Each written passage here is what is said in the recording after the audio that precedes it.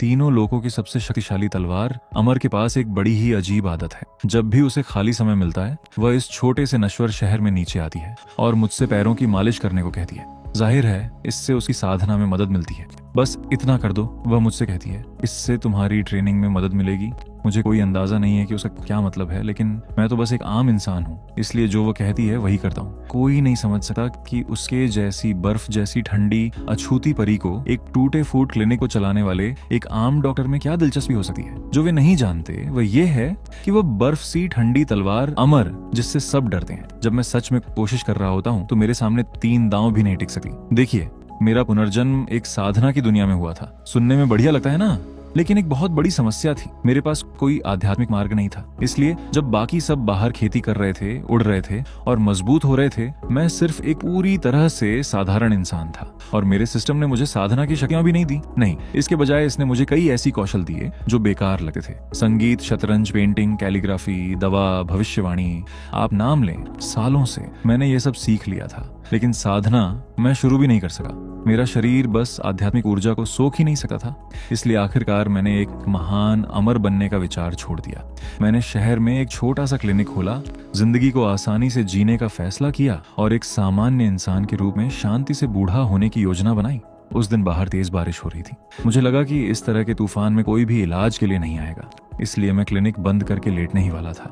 लेकिन तभी मेरी नजर सड़क के छोर पर किसी पर पड़ी। एक लड़की बारिश में अकेली चल रही थी। उसे इस बात की परवाह भी नहीं लग रही थी कि उसके कपड़े पूरी तरह भीग चुके हैं। उसका नाम या चिंग हान था। 3 महीने पहले वह पूरे जालान साम्राज्य में सबसे प्रतिभाशाली प्रतिभा थी। केवल 18 साल की उम्र में वह पहले ही नेसेंट सोल क्षेत्र के 8वें स्तर तक पहुंच चुकी थी। साम्राज्य में उसकी उम्र के लोगों में केवल 3 अन्य लोग थे जो उससे तुलना भी कर सकते थे। फिर सब कुछ बिखर गया। उसे अचानक एक अजीब घातक जहर दे दिया गया। दिन ब दिन उसने अपनी साधना को गायब होते देखा, जब तक कि वह शक्तिहीन नहीं हो गई। और जब ऐसा हुआ तो उसके अपने पिता ने उसे एक अंतिम आदेश दिया। चूंकि अब तुम बेकार हो चुकी हो, इसलिए तुम साम्राज्य के लिए एक आखिरी योगदान दे सकती हो। फिर उन्होंने यूनलैंड संप्रदाय के नोलन परिवार में उसकी शादी का इंतजाम किया। उसे नान शाओगोंग से शादी करनी थी, जो एक बिगड़ा हुआ युवा मालिक था, जो केवल इसलिए गोल्डन कोर क्षेत्र तक पहुंचा था क्योंकि उसके परिवार ने उसे अनगिनत गोलियां खिलाई थीं। इसके बारे में सोचकर ही उसे उल्टी आने लगी। उसने अपनी तलवार निकाली, जिसे वह वर्षों से साथ रखती थी, और उसे अपनी गर्दन पर लगा लिया। किसी और का मोहरा बनकर जीने से अच्छा है मर जाना। लेकिन इससे पहले कि वह खत्म कर पाती, पीछे से एक आवाज आई, मिस, आप इतने खराब मौसम में यहाँ अकेली क्या कर रही हैं? वह तेजी से मुड़ी और तब मैंने आखिरकार उसका चेहरा देखा। वह बेहद खूबसूरत थी, लेकिन उसकी आंखें भ्रम, दर्द और निराशा से भरी थीं। मिस, मैंने अपना छाता उसके ऊपर रखते हुए फिर से पुकारा। तभी अचानक उसने खून की उल्टी की और सीधे मेरी बाहों में गिर पड़ी। जो थोड़ी बहुत ताकत बची थी उससे या चिंग हान ने अपनी आध्यात्मिक समझ का इस्तेमाल करके मेरी जांच की, लेकिन वह कुछ भी महसूस नहीं कर सकी। कोई आध्यात्मिक ऊर्जा नहीं, कोई साधना नहीं, कुछ भी नहीं, बस एक साधारण नश्वर। मिस, अरे क्या हुआ? फिर मैंने उसकी जांच की और तुरंत समझ गया कि क्या हो रहा है। इसे झड़ दिया गया है। जब यह चिंग हान को आखिरकार होश आया तो मैं उसके पास बैठकर उसे कुछ दवा देने की तैयारी कर रहा था। जिस पल हमारी आंखें मिली, स्थिति थोड़ी अजीब हो गई। उसने मुझे देखा, फिर अपने शरीर को ढके हुए कंबल को देखा। उसके गीले कपड़े बिस्तर के पास एक कुर्सी पर मुड़े हुए रखे थे। तुम? उसका चेहरा लाल हो गया और वो बैठने लगी, लेकिन इससे पहले कि वो कुछ कह पाती, वह फिर से खांसने लगी। ज्यादा मत हिलो, मैंने कहा। तुम्हारे शरीर में अभी भी जहर है, तुम्हें आराम की जरूरत है और अपने कपड़ों की चिंता मत करो। मैंने पड़ोस की आंटी चांग से उन्हें बदलने के लिए कहा था। तुमने क्या कहा? वह चिल्लाई। मैंने कहा, आंटी चांग ने तुम्हारे कपड़े बदले, कृपया गलत मत समझो। वो नहीं, उसने कहा। मेरा जहर तुमने इसे पहले ही ठीक कर दिया? अरे हाँ, लेकिन ज्यादा परेशान मत हो, तुम्हें अभी भी आराम की जरूरत है। मैं सच में उलझन में था। यह सिर्फ एक छोटा सा जहर था। वह ऐसे प्रतिक्रिया क्यों दे रही थी जैसे मैंने कुछ असंभव कर दिखाया हो? मैं ठीक हूँ, उसने जल्दी से कहा। मुझे कपड़े बदलने हैं, क्या आप एक पल के लिए बाहर जा सकते हैं? बिल्कुल, माफ करना। जिस पल मैं बाहर निकला, या चिंग हान ने जल्दी से अपने शरीर की जांच की और वह जम गई। उसके अंदर का ज्यादातर जहर गायब हो चुका था। वह इसे समझ नहीं पा रही थी। शाही राजधानी के सबसे महान डॉक्टरों ने सब कुछ कोशिश की थी, यहाँ तक कि पौराणिक चिकित्सा विशेषज्ञों के पास भी उसके जहर का कोई जवाब नहीं था। तो एक आम नश्वर डॉक्टर ने इसके ज्यादातर हिस्से को कैसे ठीक कर दिया? एक पल बाद मैंने दरवाजे पर दस्तक दी। आप अंदर आ सकते हैं, उसने कहा, अगर आपको कोई आपत्ति ना हो। मैंने एक कप चाय के साथ प्रवेश करते हुए कहा, मैंने कुछ गर्म चाय बनाई है, ये आपको गर्म रखने में मदद करेगी। उसने कप ले लिया, लेकिन पिया नहीं। इसके बजाय वो बस चुपचाप बैठकर बाहर बारिश को देखती रही। मैं उसके सामने बैठ गया और उसके चेहरे के भावों को देखने लगा। ये लड़की निश्चित रूप से साधारण नहीं थी। उसका आभा मंडल, जिस तरह से वह खुद को संभालती थी, वह शायद एक साधक थी। इस बीच उसने देखा कि मैं उसे देख रहा था और वह थोड़ी चिढ़ गई। यह आदमी सच में मुझे घूर रहा है। तुम्हारा जहर अभी पूरी तरह से खत्म नहीं हुआ है, मैंने कहा। तुम्हें कुछ और दवा की जरूरत होगी। आपने मेरा जहर कैसे ठीक किया? उसने पूछा। मैंने उसे ध्यान से देखा। तुम्हारी रंगत पीली है, तुम्हारी आंखों में वह गहरापन है और तुम्हारी नाड़ी कमजोर और अस्थिर है। क्या मैं तुम्हारी नाड़ी जांच सका हूँ? या चिंग हान रुकी। एक नश्वर उसकी नाड़ी जांच करना चाहता था। उसके अंदर के जहर ने साम्राज्य के सबसे अच्छे चिकित्सा विशेषज्ञों को हरा दिया था। भले ही इस आदमी को किसी तरह किस्मत से इसका कुछ हिस्सा हटाने में सफलता मिल गई हो, लेकिन बाकी जहर बहुत अधिक जटिल था। क्या वह सच में उसकी नाड़ी से कुछ बता सका था? फिर भी चूंकि उसने उसकी मदद की थी, उसने धीरे से अपनी कलाई आगे बढ़ा दी। मैंने उसकी नाड़ी पर 2 उंगलियां रखी और अपनी आंखें बंद कर ली। एक पल बाद मैंने उन्हें फिर से खोल दिया। मेरे पास ऐसी दवा है जो बाकी जहर से निपट सकती है। या चिंग हान ने अपना मुंह ऐसे खोला जैसे वह कुछ कहना चाहती हो, लेकिन खुद को रोक लिया। ठीक है, इसका इरादा अच्छा है, मैं इसकी बात मान लेती हूँ। ऐसा कोई तरीका नहीं था कि किसी साधारण डॉक्टर के पास उसके इलाज की क्षमता वाली दवा हो। मैं दवा की अलमारी के पास गया और सामग्री तैयार करने लगा। या चिंग हान ने मुझे देखा और चुपचाप अपना सिर हिलाया। एक नश्वर के पास किस तरह की दुर्लभ दवा हो सकती है? लेकिन 15 मिनट बाद मैं काले भूरे रंग के हर्बल सूप के कटोरे के साथ वापस आया। ये लो, मैंने कहा, इसे पी लो। इसके बाद तुम्हें बहुत बेहतर महसूस होना चाहिए। उसने उस साधारण दिखने वाले कटोरे को देखा और लगभग हंस पड़ी। फिर भी उसने इसे स्वीकार किया और एक ही बार में पी लिया। फिर उसके चेहरे के भाव अचानक बदल गए। जिस पल दवा उसके शरीर में दाखिल हुई, औषधीय ऊर्जा की एक जबरदस्त लहर उसकी धमनियों में फैल गई। जिस जहर ने उसे महीनों तक तड़पाया था, वह अविश्वसनीय गति से गायब होने लगा। इससे भी बेहतर, उसकी साधना, जो कि ची रिफाइनमेंट के 8वें स्तर तक गिर गई थी, फिर से बढ़ने लगी। और यह वहीं नहीं रुकी, ये पहले से भी ज्यादा ऊपर चढ़ गई। या चिंग हान अपने हाथों में खाली कटोरे को घूरती रही, सिर से पैर तक कांप रही थी। उस जहर का इलाज होना असंभव होना चाहिए था। इसका तोड़ बनाने के लिए उसे एक 10 लाख साल पुराना स्नो लोटस, 1 करोड़ साल पुरानी डोंग चोंग घास, दानव क्षेत्र से डार्क शैडो ड्रैगन ब्लड और अमर आदरणीय स्तर से कम 3 स्तर ऊपर का एक पौराणिक चिकित्सा साधक चाहिए होता। तब भी दवा को 99 दिनों तक शुद्ध करने की आवश्यकता होती। जालान साम्राज्य अपनी पूरी ताकत लगा देता, तब भी उन सामग्रियों को कभी इकट्ठा नहीं कर पाता। लेकिन इस आदमी ने, इस साधारण दिखने वाले डॉक्टर ने 15 मिनट में इलाज बना दिया। इसका केवल एक ही स्पष्टीकरण था। इसकी साधना उसकी तुलना में इतनी आगे थी कि वह इसे महसूस भी नहीं कर सकती थी। उसके पैर कमजोर पड़ गए। यह आदमी अमर नहीं था, वह मानव दुनिया में छिपा हुआ एक प्राचीन भयानक विशेषज्ञ था। आपकी रंगत अब बहुत बेहतर लग रही है, मैंने खुद से काफी संतुष्ट होते हुए कहा। सच कहूं तो मुझे नहीं पता था कि मेरी दवा वास्तव में कितनी प्रभावी थी। सिस्टम ने कहा था कि यह जहर को ठीक कर सकती है, इसलिए मैंने बस निर्देशों का पालन किया। जब तक मेरा मरीज बेहतर हो रहा था, मेरे लिए वही मायने रखता था। फिर भी ये लड़की अजीब हरकत कर रही थी। वो कटोरे को घूर रही थी, पागलों की तरह कांप रही थी। क्या दवा इतनी कड़वी थी? मिस, क्या आप ठीक हैं? मैंने उसका सहारा लेने के लिए आगे बढ़ते हुए पूछा। जहर अब चला गया है, मैंने जारी रखा, लेकिन मुझे आपकी धमनियों को स्थिर करने के लिए कुछ एक्यूपंक्चर सुइयां देनी चाहिए। या चिंग हान का चेहरा लाल हो गया। फिर एक घबराए हुए रूह के साथ उसने अपने ऊपरी कपड़े उतार दिए और अपनी चिकनी पीठ को उजागर कर दिया। मैंने अपनी चांदी की सुइयां निकाली और शांति से बिग डिपर एक्यूपंक्चर तकनीक का इस्तेमाल किया। जिस पल मैंने खत्म किया, या चिंग हान वापस वास्तविकता में आ गई। फिर वह तुरंत अपने घुटनों पर गिर पड़ी। मुझे बचाने के लिए धन्यवाद सीनियर, मेरे पास इस तरह की दयालुता को चुकाने का कोई तरीका नहीं है। हैं? मैंने अपना सिर खुजलाया। आप घुटनों के बल क्यों बैठी हैं? हम बस इत्तेफाक से मिल गए, बस इतना ही। इस सब की कोई आवश्यकता नहीं है। लेकिन इससे उसका विश्वास और पक्का हो गया। बेशक एक सच्चे मास्टर को प्रसिद्धि या इनाम की परवाह नहीं होती। मैं आपकी शिक्षाओं को याद रखूंगी, उसने सम्मान पूर्वक कहा। मैं और भी उलझन में था। वह घुटने टेक कर मुझे सीनियर क्यों कहे जा रही थी? तुम्हारा नाम क्या है? मैंने पूछा। उसने मेरी तरफ देखा और किसी वजह से उसकी धड़कन तेज हो गई। ये जूनियर या चिंग हान है। चिंग हान, ये एक अच्छा नाम है, ये आपकी पर्सनैलिटी पर सूट करता है। उसके गाल हल्के लाल हो गए। काफी समय हो गया था जब किसी ने उससे कुछ अच्छा कहा था। जब से उसने अपनी साधना खोई थी, तब से उसने केवल अपमान और लोगों को खुद को नीचा दिखाते हुए ही सुना था। सीनियर, उसने एक गहरी सांस लेने के बाद कहा, मैं कभी नहीं भूलूंगी कि आपने मेरी जान बचाई, लेकिन मेरे पास अभी भी कुछ है जिससे मुझे निपटना है। जब ये हो जाएगा तो मैं वापस आऊंगी और आपका एहसान चुकाऊंगी। कृपया मुझे दूर मत भगाना। अगर तुम वापस आना चाहती हो तो वापस आ जाना, मैंने कहा। उस साधारण जवाब ने उसके दिल को छू लिया। उसने बाहर देखा। बारिश बहुत हल्की हो चुकी थी। सीनियर, मैं अब जा रही हूँ। वह खड़ी हो गई। उसकी आंखें दृढ़ संकल्प से भरी थीं। अब उसके दिमाग में सिर्फ एक ही बात थी कि यूनलैंड संप्रदाय में वापस जाना और अपने हाथों से उस हास्यास्पद शादी को खत्म करना। वह दरवाजे तक चली गई, फिर अचानक रुक गई। उसने मेरी तरफ ऐसे देखा जैसे वह कुछ कहना चाहती हो, लेकिन अंत में उसने मुझे केवल एक गहरा प्रणाम किया। फिर वह रोशनी की एक लकीर में बदल गई और बारिश में गायब हो गई। मैंने बस अपना सिर हिलाया और वापस अंदर चला गया। ऐसा लगता है कि आज बिजनेस ठप है, इससे अच्छा है जाकर झपकी ले लूं। लेकिन जैसे ही मैं पीछे के कमरे में जाने वाला था, मुझे प्रवेश द्वार से एक हल्की सी आवाज सुनाई दी। मैंने देखा और एक छोटा सा रोएंदार सिर दरवाजे से बाहर झांकते हुए देखा। वो एक छोटी सी लोमड़ी थी। उसका फर बर्फ जैसा सफेद था, उसकी आंखें चमकदार नीली थीं और वो बेहद प्यारी थी। अरे वाह, तुम यहाँ कहाँ से आई?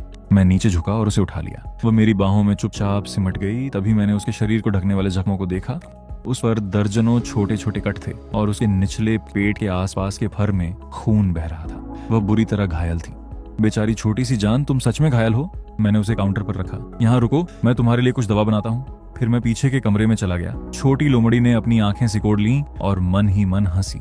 क्या मजाक है। मैदान में लाया गया एक बाघ कुत्तों द्वारा प्रताड़ित होता है। वह सुएनी थी, हेवनली डेमन फॉक्स कबीले की युवा नेता, एक भयानक दानव साधक जो ट्रिब्यूलेशन क्षेत्र के 10वें स्तर तक पहुंच चुकी थी। एक रात पहले वह ग्रेट असेंशन क्षेत्र में तोड़ने की कगार पर थी, लेकिन अन्य दानव कबीलों ने उस पर हमला कर दिया था। उसकी सफलता विफल रही। हेवनली ट्रिब्यूलेशन ने उसे लगभग मार ही डाला था और जब वह भाग रही थी, नोलन परिवार के पूर्वज ने उसका पीछा किया था।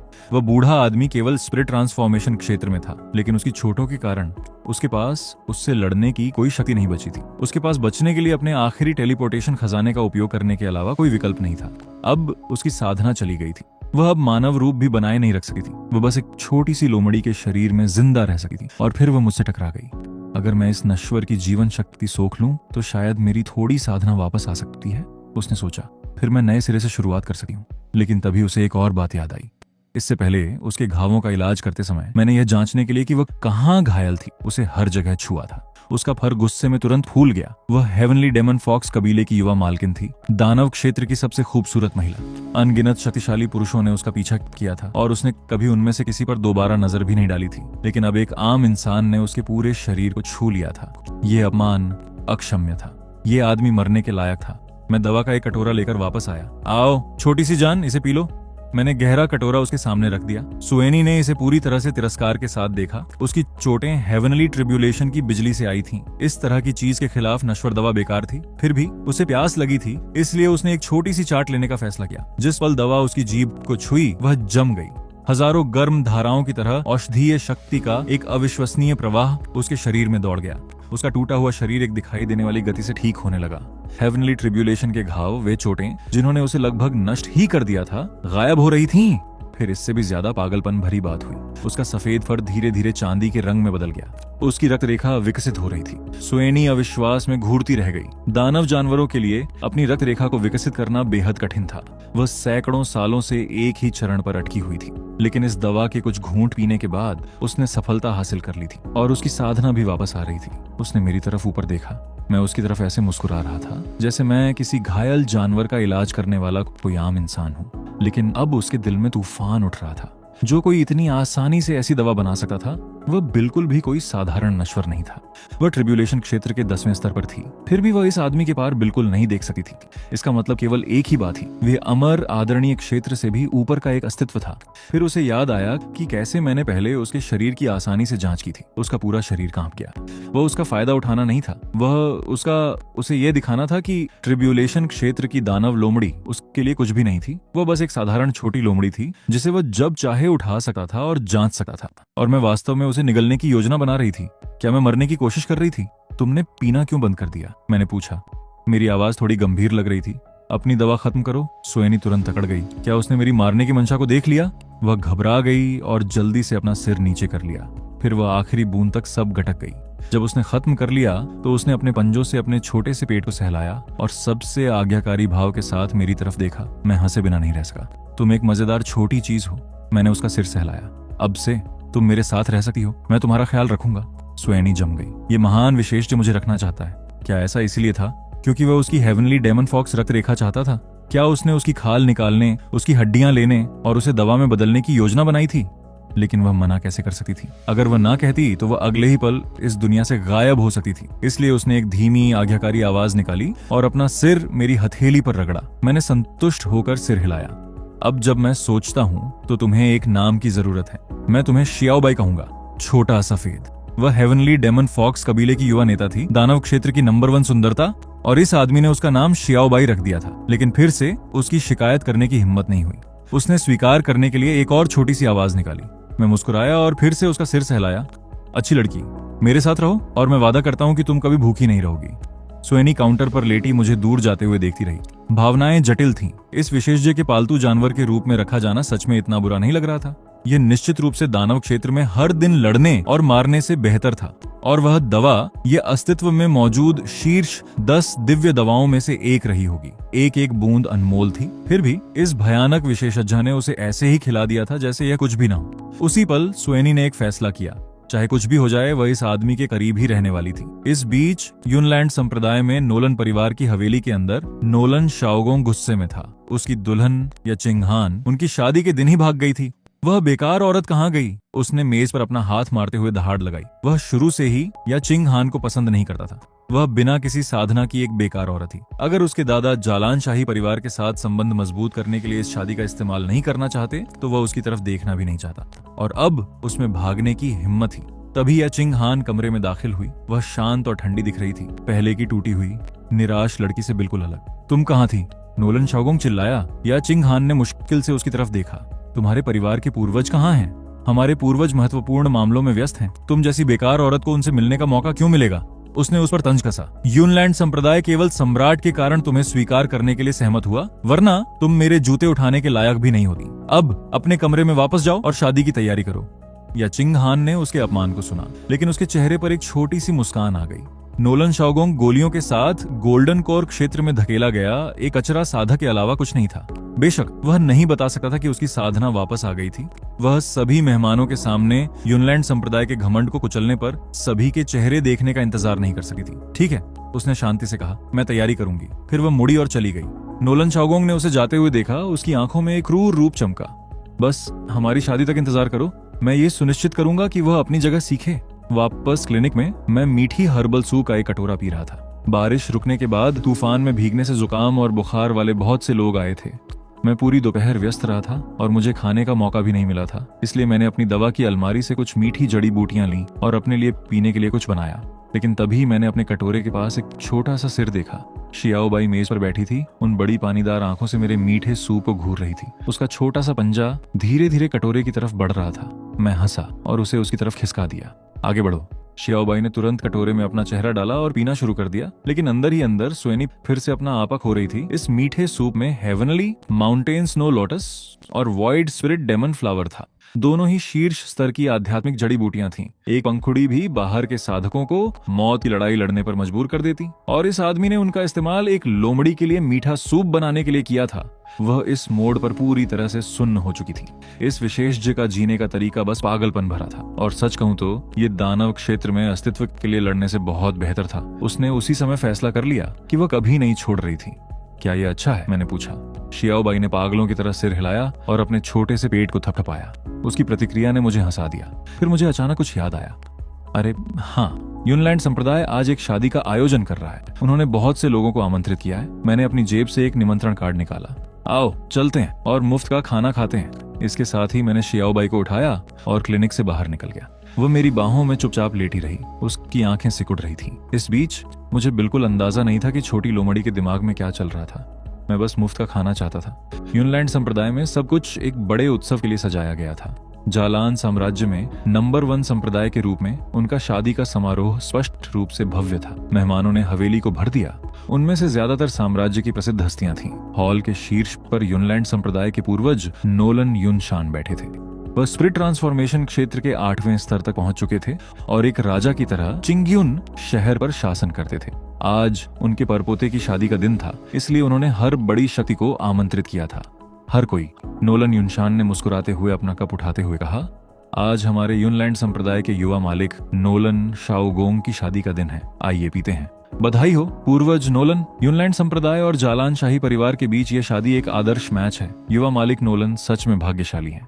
मेहमानों ने उनकी चापलूसी करना शुरू कर दिया और नोलन युनशान प्रसन्न दिखे, लेकिन गहराई से वे अभी भी किसी और बात से चिढ़े हुए थे। एक रात पहले उन्हें शहर के बाहर एक बुरी तरह घायल 9 पूंछ वाली दानव लोमड़ी मिली थी। वे ट्रिब्यूलेशन क्षेत्र में थी। अगर उन्होंने इसका डेमन कोर ले लिया होता तो वे अगले बड़े क्षेत्र में तोड़ने और अपनी जीवन प्रत्याशा को 1000 साल बढ़ाने में सक्षम हो सकते थे। लेकिन वह लोमड़ी एक टेलीपोर्टेशन खजाने का उपयोग करके भाग गई। वह निकल गई थी और वे अभी भी इस पर गुस्से में थे। संगीत बजाओ, दुल्हन को बाहर लाओ। जिस पल उद्घोषक ने चिल्लाया, पूरा स्थान शांत हो गया। हर कोई मुख्य द्वार की तरफ मुड़ा। लाल शादी की पोशाक में एक महिला धीरे धीरे अंदर आई। उसका चेहरा बहुत खूबसूरत था। उसकी भौहें सुरुचिपूर्ण थीं, उसकी आंखें साफ थीं और उसका हर एक कदम एक शांत आत्मविश्वास लिए हुए था। मेहमान फुसफुसाए बिना नहीं रह सके। तो वह जालान साम्राज्य की सबसे बड़ी राजकुमारी है। वह सच में बहुत सुंदर है। यह अफसोस की बात है कि उसकी साधना नष्ट हो गई थी। कितना नुकसान हुआ। नोलन शाओगोंग मुख्य हॉल में खड़ा था और एक घमंडी मुस्कान के साथ या चिंग हान को करीब आते देख रहा था। चाहे वह कितनी भी अभिमानी क्यों न रही हो, वह अब भी नोलन परिवार की संपत्ति ही है। या चिंग हान हॉल के केंद्र में रुक गई। शादी का अधिकारी आगे बढ़ा। आज यूनलैंड संप्रदाय के युवा मालिक नोलन शाओगोंग और जालान साम्राज्य की सबसे बड़ी राजकुमारी या चिंग हान पति पत्नी बनेंगे। यहाँ उपस्थित सभी लोग इसके साक्षी बने। इससे पहले कि वह खत्म कर पाता, या चिंग हान ने हरकत की। उसके शरीर से एक भयानक दबाव फूटा। नेसेंट सोल क्षेत्र के 8वें स्तर पर उसकी साधना बाहर विस्फोटित हुई। एक हिंसक हवा हॉल में चली, जिससे मेजें, कप और सजावट हर जगह बिखरा दिए गए। हर मेहमान पीला पड़ गया। नेसेंट सोल क्षेत्र, क्या उसकी साधना नष्ट नहीं हो गई थी? ये कैसे संभव है? नोलन शाओगोंग का चेहरा सफेद पड़ गया और उसके पैर कांपने लगे। या चिंग हान ने उसे ठंडी नजर से देखा। शादी? उसकी आवाज उपहास से भरी थी। मैं कभी जालान साम्राज्य की सबसे बड़ी प्रतिभाशाली थी और मैं अब भी हूँ। मैं तुम जैसे कचरे से कभी शादी नहीं करूंगी। इससे पहले कि कोई प्रतिक्रिया दे पाता, उसने अपनी तलवार खींच ली। तलवार की रोशनी की एक तेज किरण सीधे नोलन शाओगोंग की ओर गई। रुको। नोलन युनशान ने अपनी आस्तीन लहराई और हमले को रोकने की कोशिश की। वे स्पिरिट ट्रांसफॉर्मेशन क्षेत्र के साधक थे। एक नेसेंट सोल जूनियर को रोकना बहुत आसान होना चाहिए था, लेकिन वे गलत थे। या चिंग हान की तलवार का वार हवा में अचानक अलग हो गया।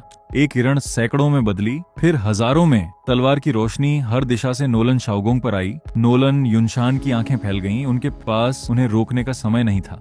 कई तलवार की रोशनियों ने नोलन शाओगोंग के शरीर को बेध दिया। हॉल में खून फैल गया क्योंकि वह चीखते हुए पीछे की ओर उड़ गया। वह जमीन से टकराया और हिला तक नहीं। युवा मालिक! भीड़ में हर कोई हैरान रह गया। नेसेंट सोल क्षेत्र के एक साधक ने स्पिरिट ट्रांसफॉर्मेशन क्षेत्र के विशेषज्ञ के बचाव को तोड़ दिया था और नोलन परिवार के युवा मालिक को गंभीर रूप से घायल कर दिया था। ये औरत किस तरह का राक्षस थी? तभी ऊपर से एक शांत आवाज आई।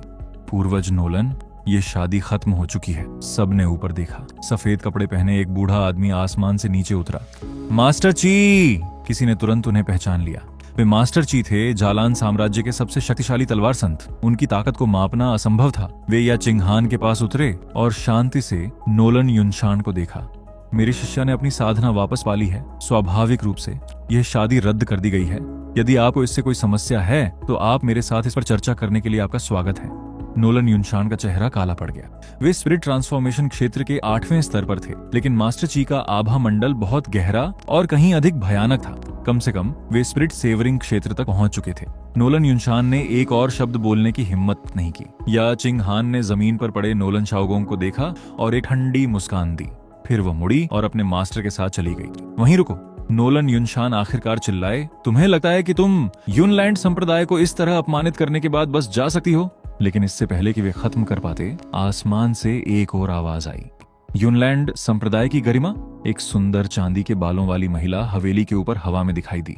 वह युवा और आश्चर्यजनक लग रही थी, लेकिन उसकी आंखें बर्फ से भी अधिक ठंडी थीं। उसके सिर के ऊपर 2 नरम लोमड़ी के कान देखे जा सकते थे। फिर एक अविश्वसनीय दबाव पूरे यूनलैंड संप्रदाय पर आ गिरा। जमीन हिल गई। नोलन युनशान के चेहरे का भाव पूरी तरह से बदल गया। तुम 9 पूंछ वाली दानव लोमड़ी हो। सही कहा। सुएनी ने अपने होठों पर एक हल्की सी मुस्कान के साथ उन्हें नीचे देखा। तुम कल रात इतनी आत्मविश्वास के साथ मेरा पीछा कर रहे थे और अब तुम मुझे पहचान भी नहीं सके। नोलन युनशान का पूरा शरीर ठंडा पड़ गया। यह असंभव था। जिस दानव लोमड़ी का उसने कल रात पीछा किया था वह अधमरी थी। वह इतनी जल्दी कैसे ठीक हो गई? और उसका आभा मंडल पहले से भी अधिक मजबूत था। तुम्हारी चोटें। सुएनी ने एक हाथ उठाया। भयानक दानव ऊर्जा उसकी हथेली में जमा हो गई, जिससे हवा खुद मरोड़ गई। तुम्हारी मेरा शिकार करने की हिम्मत हुई, उसने कहा। आज तुम अपनी जान से कीमत चुकाओगे। फिर उसने अपनी मुट्ठी भींच ली। नोलन युनशान को चीखने का मौका भी नहीं मिला। एक अदृश्य शक्ति ने उन्हें तुरंत कुचल दिया। यूनलैंड संप्रदाय के पूर्वज स्पिरिट ट्रांसफॉर्मेशन क्षेत्र के 8वें स्तर के विशेषज्ञ एक ही दांव में मिटा दिए गए। पूरी भीड़ शांत हो गई। कोई भी उस पर विश्वास नहीं कर सका जो उन्होंने अभी देखा था। ट्रिब्यूलेशन क्षेत्र के एक दानव साधक ने स्पिरिट ट्रांसफॉर्मेशन क्षेत्र के विशेषज्ञ को ऐसे मार डाला जैसे वह कुछ भी ना हो। स्वेनी ने ठंडी नजर से चारों ओर देखा। उसके दबाव ने हर किसी को ऐसा महसूस कराया कि वे सांस नहीं ले सके थे। फिर वह चांदी की रोशनी की एक लकीर में बदल गई और गायब हो गई। वह अपने पीछे घबराए हुए मेहमानों और पूरी तरह से टूटे हुए यूनलैंड संप्रदाय को छोड़ गई। इस बीच मैं अपने हाथ में एक कप लिए कोने में खड़ा था और सदमे में सब कुछ घूर रहा था। मैं यहाँ मुफ्त खाने के लिए आया था। इसके बजाय मुझे सबसे पागल ड्रामे की फ्रंट रो सीट मिल गई। पहले चिंग हान ने सार्वजनिक रूप से सगाई तोड़ दी और नोलन शाओगोंग को लगभग मार ही डाला। फिर उसके मास्टर उसका समर्थन करने के लिए आ गए और उसके बाद कुछ भयानक लोमड़ी दानव दिखाई दी और उसने यूनलैंड संप्रदाय के पूर्वज को एक ही वार में खत्म कर दिया। हाँ, अब मुझे मुफ्त का खाना मिलने का कोई रास्ता नहीं था। फिर मैंने अपनी बाहों में नीचे देखा। अरे रुको, शियाओबाई कहाँ है? मेरी बाहें खाली थीं। मैंने चारों ओर देखा और उसे कहीं नहीं पाया। शियाओबाई, शियाओबाई, मैंने 2 बार पुकारा लेकिन कोई जवाब नहीं मिला। तभी मुझे अचानक अपने कंधे पर कुछ महसूस हुआ। छोटी लोमड़ी किसी तरह मेरे पीछे दिखाई दी थी और अब वहां बैठकर अपने छोटे से पंजे से मेरे गाल को धीरे से थपथपा रही थी। तुम कहाँ चली गई थी, छोटी उपद्रवी? मैंने कहा। तुमने मुझे डरा दिया था। फिर मैंने उसे उठाया। चलो घर चलते हैं। अगली सुबह बारिश आखिरकार रुक गई थी। मैंने क्लिनिक जल्दी खोल दिया। तूफान में भीगने के बाद बहुत सारे शहर के लोग बीमार पड़ गए थे, इसलिए क्लिनिक पूरे दिन भरा रहा। दोपहर तक मुझे आखिरकार सांस लेने का थोड़ा समय मिला। मैंने हाथ पैर फैलाए और पिछले आंगन में आराम करने जाने ही वाला था। तभी अचानक बूम, आसमान से कुछ नीचे आ गिरा। मैं उछल पड़ा और यह देखने के लिए आंगन की ओर भागा कि क्या हुआ था। जमीन में एक विशाल गड्ढा था। तल पर बुरी तरह क्षतिग्रस्त पंखों वाला एक विशाल गहरा लाल पक्षी था। वह मुश्किल से जिंदा था। मेरे पास सोचने का समय नहीं था। मैंने जल्दी से उसे उठाया, उसकी स्थिति को स्थिर करने के लिए कुछ दवा का इस्तेमाल किया और उसकी जान बचाने में कामयाब रहा। पक्षी को एक अंदरूनी कमरे में रखने के बाद मैं वापस मरीजों का इलाज करने चला गया। एक और घंटा बीत गया जब मैंने आखिरकार काम खत्म किया। फिर मुझे घायल पक्षी की याद आई और मैं उसकी जांच करने के लिए वापस भागा। लेकिन जब मैंने दरवाजा खोला तो मैं जम गया। पक्षी गायब था। इसके बजाय बिस्तर पर एक सुंदर महिला लेटी हुई थी। उसने एक लंबी लाल पोशाक पहनी हुई थी। उसके काले बाल रेशम की तरह उसके चारों ओर बह रहे थे और उसकी विशेषताएं लगभग काल्पनिक थीं। लेकिन उसका चेहरा पीला था और उसका पूरा शरीर चोटों से ढका हुआ था। खैर, लोगों को बचाना सबसे पहले आता है। मैं आगे बढ़ा और उसकी जांच की। उसकी चोटें अजीब थीं। ऐसा लग रहा था कि उस पर किसी तरह की स्वर्गीय सजा का प्रहार हुआ था। उसकी धमनियां लगभग नष्ट हो चुकी थीं और उसके शरीर के अंदर की ऊर्जा लगभग चली गई थी। मैंने अपनी चांदी की सुइयां निकाली और उसका इलाज करना शुरू कर दिया। मैंने खून बहना बंद कर दिया, कई प्रमुख एक्यूपंक्चर बिंदुओं को सील कर दिया और उसकी क्षतिग्रस्त धमनियों को ध्यान से साफ किया। ये सच में एक अजीब चोट है, मैं बड़बड़ाया। लेकिन फिलहाल मेरे पास करने के लिए और कुछ नहीं था, इसलिए मैंने उसे आराम करने के लिए वहीं छोड़ दिया। जब वो बेहोश थी तो महिला ने एक सपना देखा। आसमान से स्वर्गीय बिजली के 9 गोले गिरे थे। उसने अपने शरीर से पहले 8 को सहन किया था, लेकिन 9वां बहुत अधिक था। उसका शरीर टूट गया, उसका दिमाग धुंधला हो गया। जो कुछ बचा था वो अंतहीन अंधेरे में गिरने का एहसास था। जागो, उसने धीरे धीरे अपनी आंखें खोली। अरे तुम जाग गई हो, मैंने कहा। तुम गंभीर रूप से घायल थी, इसलिए मैंने तुम्हें कुछ बुनियादी इलाज दिया। क्या तुम्हें याद है कि तुम कौन हो? महिला ने भ्रम में आंखें टिमटिमाई। वह कौन थी? उसने याद करने की कोशिश की, लेकिन उसका दिमाग पूरी तरह से खाली था। मुझे नहीं पता, उसने फुसफुसाया। मैंने सांस छोड़ी। ज्यादा दबाव मत डालो, अपना समय लो। तुम्हारा शरीर अभी भी कमजोर है, इसलिए यहीं रहो और पहले ठीक हो जाओ। उसने आज्ञाकारिता से सिर हिलाया। इसके अलावा चूंकि तुम्हें अपना नाम याद नहीं है, इसलिए मुझे तुम्हें बुलाने के लिए कुछ चाहिए। मैंने उसकी लाल पोशाक को देखा। तुमने लाल कपड़े पहने हैं, इसलिए मैं तुम्हें शियाओ होंग यानी छोटी लाल कहूंगा। महिला 1 सेकंड के लिए रुकी, फिर धीरे से सिर हिलाया। शियाओ होंग, ठीक है युवा मालिक। उसी पल शियाओ बाई ने दरवाजे से अपना सिर बाहर निकाला और बिस्तर पर पड़ी महिला को घूरने लगी। फिर उसकी पुतलियां सिकुड़ गईं। वह आभा मंडल, वह धुंधला था। पता लगाना लगभग असंभव था, लेकिन स्वेनी जानती थी कि वह क्या था। वर्मिलियन बर्ड 4 प्राचीन दिव्य जानवरों में से एक, पवित्र लपटों के साथ पैदा हुआ एक पौराणिक प्राणी जो आग को नियंत्रित करने और मौत से ही पुनर्जन्म लेने में सक्षम था। भले ही यह महिला बुरी तरह से घायल थी, लेकिन उसकी हड्डियों में गहराई से छिपी शक्ति को गलत नहीं समझा जा सकता था। स्वेनी सू वांकी डर के मारे अपने फर्श से लगभग बाहर ही कूद पड़ी। इस भयानक विशेषज्ञ ने बड़ी ही सहजता से एक वर्मिलियन बर्ड की जान बचा ली थी। आखिर ये बंदा कौन था? उसी शाम मैंने सिस्टम की कुछ सामग्रियों का उपयोग करके मीठे हर्बल सूप का एक और बर्तन बनाया। मुझे लगता है कि इसमें हेवनली माउंटेन स्नो लॉर्ड्स और वॉइड स्पिरिट डेमन फ्लावर था। शायद इस साधना दुनिया की कुछ और सस्ती जड़ी बूटियां। शियाओ बाई अपने कटोरे को दोनों पंजों से पकड़कर खुशी खुशी पी रही थी। शियाओ होंग ने भी एक कटोरा पकड़ा और छोटे सावधान घूंट लिए। उसके चेहरे पर एक उज्जवल मुस्कान आ गई। आपका मीठा सूप सच में बहुत अच्छा है युवा मालिक, तो और पियो, मैंने मुस्कुराहट के साथ कहा। सुएनी ने कुछ भी समझने की कोशिश करना पूरी तरह से बंद कर दिया था। उसने कभी किसी प्राचीन वर्मिलियन बर्ड को इतना प्यारा और आज्ञाकारी व्यवहार करते कब देखा था। मुझे कोई अंदाजा नहीं था कि मेरे बगल में बैठी लोमड़ी वही थी जिसने एक रात पहले नोलन युनशान को मारा था। लेकिन एक बात साफ थी, चिंग्युन शहर शायद एक बवाल बनने वाला था। अब से कुछ दिनों बाद हमें शायद शिफ्ट होने की जरूरत पड़ सकती है, मैंने कहा। हम कहाँ जा रहे हैं? शियाओ होंग ने पूछा। मैंने अभी तय नहीं किया है, हम इंतजार करेंगे और देखेंगे। फिर मैं आंगन में गया और अंधेरे होते आसमान की ओर देखा। साधना की दुनिया में एक साधारण आदमी के रूप में, एक आम इंसान के रूप में मैं बस एक शांतिपूर्ण जीवन चाहता था। लेकिन चिंगयुन शहर स्पष्ट रूप से एक युद्ध के मैदान में बदलने वाला था और यकीनन कुछ दिनों बाद सब कुछ बिखर गया। यूनलैंड संप्रदाय ने अपने पूर्वज नोलन युनशान को खो दिया था। संप्रदाय को नियंत्रण में रखने के लिए किसी के न बचने पर शहर की हर बड़ी शक्ति अपनी चालें चलने लगी। कुछ खुले तौर पर लड़े, दूसरों ने साजिशें रची। चिंग्युन शहर पूरी तरह से एक मलबे में बदल गया था। एक सुबह मैंने एक बैग पैक किया और कुछ जड़ी बूटियां इकट्ठा करने के लिए पास के पहाड़ों में जाने का फैसला किया। या चिंग हान ठीक उसी समय आ गई जब मैं निकल रहा था, इसलिए हम एक साथ चले गए। पहाड़ी जंगल आध्यात्मिक ऊर्जा से भरा हुआ था और जड़ी बूटियां हर जगह उगी हुई थी। मैंने पूरी पैदल यात्रा जड़ी बूटियां चुनने और अपनी टोकरी भरने में बिताई। जल्द ही मैंने पर्याप्त इकट्ठा कर लिया था। ठीक है, मैंने कहा, इतना काफी होना चाहिए, अब हमें वापस चलना चाहिए। सीनियर सावधान।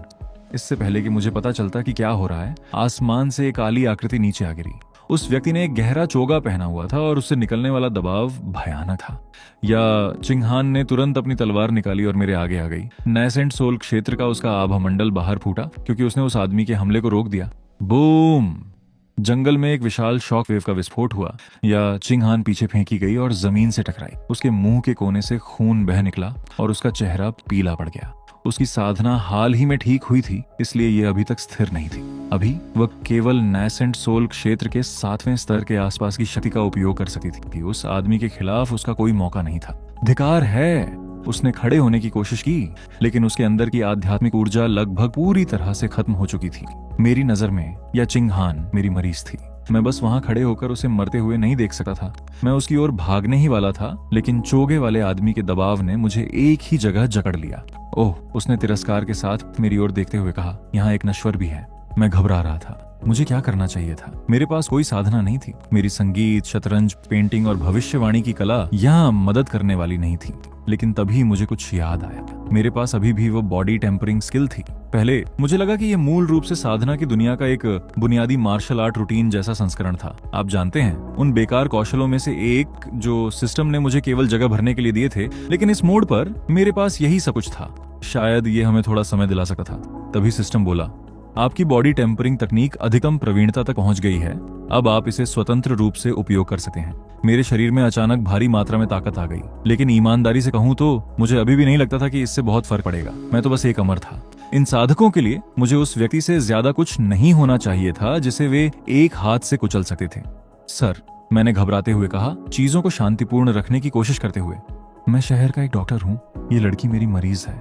अगर हमने किसी तरह आपको नाराज किया है तो हम तुरंत चले जाएंगे। चोगे वाले आदमी ने एक ठंडी हंसी हंसी।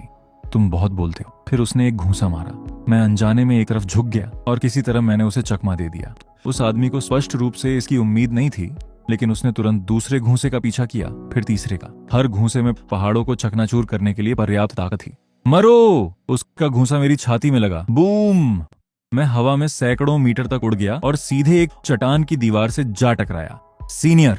या चिंग हान उठने के लिए संघर्ष कर रही थी। उसकी आंखें निराशा से भरी थीं। पहले उसे लगा कि मैंने खुद को हिट होने दिया क्योंकि मैं दुश्मन की ताकत का परीक्षण कर रहा था, लेकिन फिर उसने मुझे वास्तव में एक उल्का पिंड की तरह हवा में उड़ते देखा, और किसी कूल तरीके से भी नहीं। मुझे ऐसे फेंक दिया गया जैसे मुझे किसी ट्रक ने टक्कर मार दी हो। चोगे वाले आदमी ने धीरे धीरे अपनी मुट्ठी पीछे खींची और याचिंग हान की ओर बढ़ा।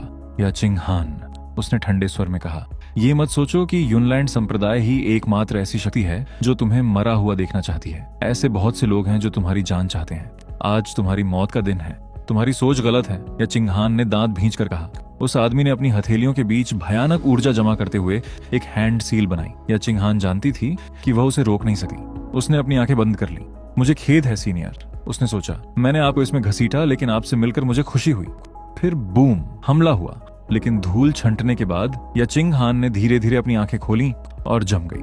मैं उसे अपनी बाहों में लिए वहां खड़ा था। मेरे कपड़े पूरी तरह से नष्ट हो चुके थे, लेकिन किसी तरह मुझे कोई चोट नहीं आई थी, एक खरोंच भी नहीं, और किसी वजह से मैं सच में परेशान था। मैंने एक ठंडे भाव के साथ चोगे वाले आदमी की ओर देखा। गंभीरता से मैंने कहा, तुम सोचते हो कि तुम कोई खास इंसान हो क्योंकि तुम मेरी मरीज को डरा धमका सकते हो। तुमने उसे चोट पहुंचाई, अब मैं तुम्हें सबक सिखाऊंगा। चोगे वाला आदमी अविश्वास में मुझे घूरता रहा। यह असंभव है, तुम तो बस एक नश्वर हो। चिंगहान, मजबूती से पकड़ो, मैंने कहा। हम यहाँ से बाहर निकल रहे हैं।